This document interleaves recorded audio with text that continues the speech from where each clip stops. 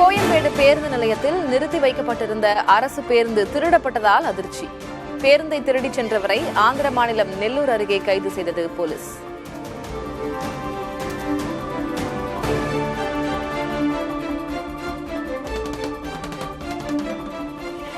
₹82,000 நெருங்கியது ஒரு சவரன் தங்கம். சென்னையில் ஆபரண தங்கம் சவரனுக்கு ₹720 அதிகரிப்பு.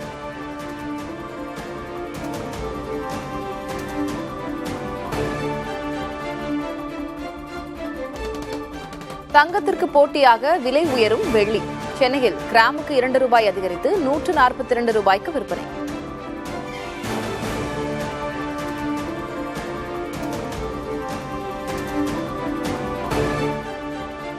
நாட்டின் 15வது குடியரசு துணைத் தலைவராக பதவியேற்றார் சி.பி. ராதாகிருஷ்ணன். குடியரசு துணைத் தலைவர் பதவியை அலங்கரிக்கும் 3வது தமிழர்.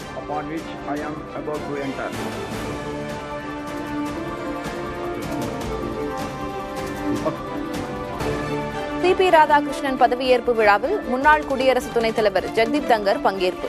விழாவில் பங்கேற்காத மக்களவை எதிர்க்கட்சித் தலைவர் ராகுல் காந்தி.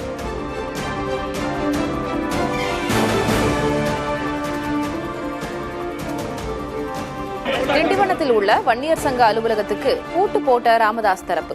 அலுவலகத்தை யார் பயன்படுத்துவது என்பது தொடர்பாக அன்புமணி தரப்பினருடன் மோதல்.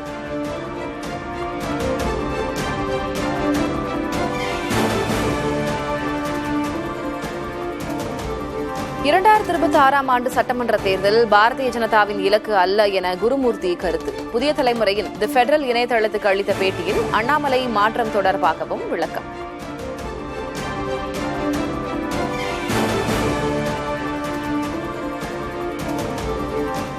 இன்று கெட்டது என நினைப்பது 5 ஆண்டுகளுக்கு பிறகு நல்லதாக இருக்கும் என அண்ணாமலை பேச்சு. எது நடந்தாலும் புன்னகையுடன் கடந்து செல்லுமாறு இளைஞர்களுக்கு அறிவுரை.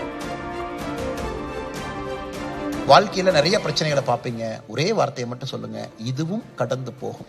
எது நடந்தாலும் புன்னகையோடு, கம்பீரத்தோடு, வெற்றி நடையோடு அதை கடந்து போக கத்துக்குங்க. வாழ்க்கை இனிமையாக இருக்கும், சிறப்பாக இருக்கும்.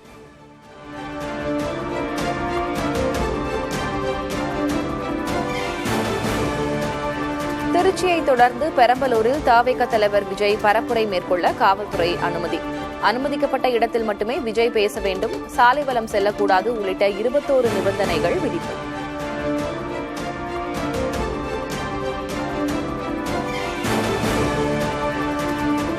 தவிக தலைவர் விஜயை தொடர்ந்து விமர்சிக்கும் சீமான்.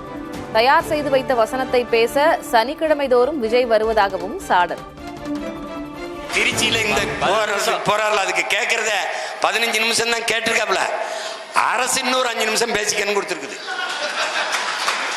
இதுக்கே சனிக்கிழமை சனிக்கிழமை வரைக்கும் மனப்பாடம் பண்ணணும், நடிச்சு பார்த்து வந்து பேசணும்.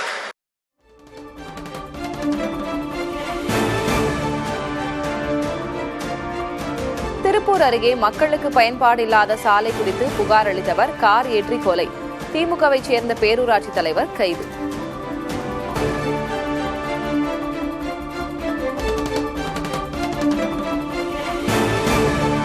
சென்னை, நெல்லை, கோவை, மதுரை உள்ளிட்ட இடங்களில் போத்தீஸ் ஜவுளி நிறுவனத்தில் வருமான வரித்துறை சோதனை. உரிமையாளரின் வீட்டிலும் அதிகாரிகள் விசாரணை.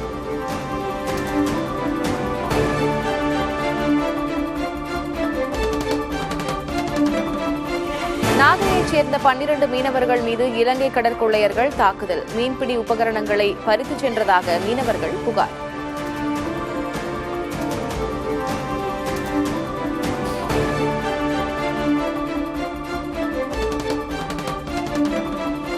சென்னை கிண்டி தேசிய பூங்காவில் ஆப்பிரிக்க பன்றிக் காய்ச்சல் பரவியதால் 40க்கும் மேற்பட்ட பன்றிகள் அகற்றம்.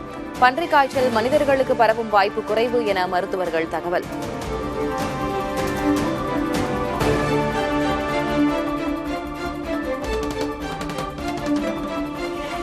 திரைப்பட தயாரிப்பாளர் சங்கத்துக்கும் பெப்சிக்கும் இடையே சமரசம் ஏற்பட்டதாக உயர்நீதிமன்றத்தில் விளக்கம். ஓய்வு பெற்ற நீதிபதி கோவிந்தராஜன் மத்தியஸ்தம் செய்ததில் இருதரப்பு பிரச்சினைக்கும் தீர்வு.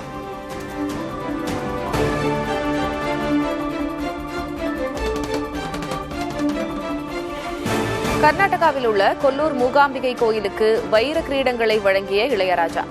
4.5 கோடி ரூபாய் மதிப்பிலான ஆபரணங்களை கோயிலுக்கு காணிக்கையாக வழங்கி வழிபாடு.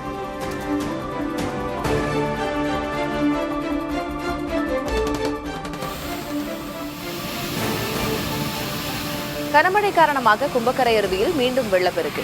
சுற்றுலா பயணிகள் குளிப்பதற்கு தடை விதிப்பு.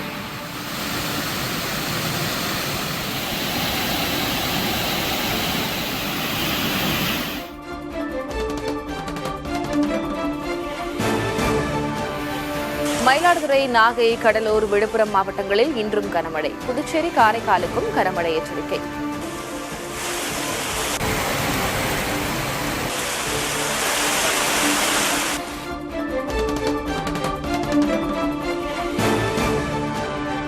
சிக்கிம் மாநிலத்தில் கனமழை காரணமாக நிலச்சரிவு. 4 பேர் உயிரிழப்பு. மண்ணில் புதைந்த 3 பேரை தேடும் பணி தீவிரம்.